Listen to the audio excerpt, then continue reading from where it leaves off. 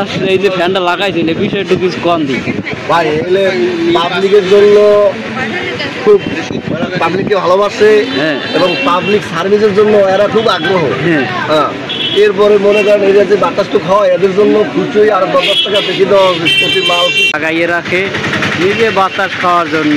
শুধু এই এমাদুল ভাই সাবা বাজারে সে কিন্তু বাহিরে একটি ফ্যান টানাই রাখছে আপনাদের বাতাস খাওয়ার জন্য। দেখুন এই আসলে এই জায়গায় দাঁড়াইলে কিন্তু এটা ফ্যানের বাতাসটা খুব ভালো লাগতেছে ভাই। আসলে আপনি এই যে বাতাস এই যে ফ্যানটা লাগাইছেন এই বিষয়ে একটু কিছু কম দিই ভাই। এগুলো পাবলিকের জন্য খুব পাবলিককে ভালোবাসে এবং পাবলিক সার্ভিসের জন্য এরা খুব আগ্রহ। হ্যাঁ, এরপরে মনে করেন এই যে বাতাসটুক হয় এদের জন্য খুচুই আর 10 টাকা বেশি দেওয়া প্রতি মাল কেজিতে 10 টাকা বেশি দেওয়া উচিত দোকানদার। এই বিষয়ে আপনি কি বলেন? দোকানদার ভাই এই যে ভাই আসলে ফ্যানটা লাগাইছেন কি উদ্দেশ্যে লাগাইছেন একটু যদি বলতেন দর্শকের।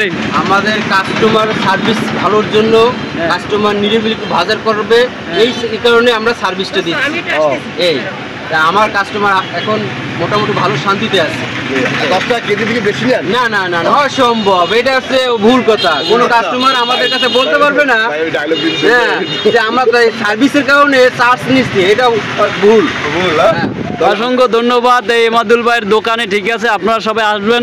এটা কিন্তু স্থান আছে সাপা বাজার। ঠিক আছে, সাপা বাজারে কিন্তু আসার আমন্ত্রণ রইল এবং বাতাস খাওয়ার জন্য।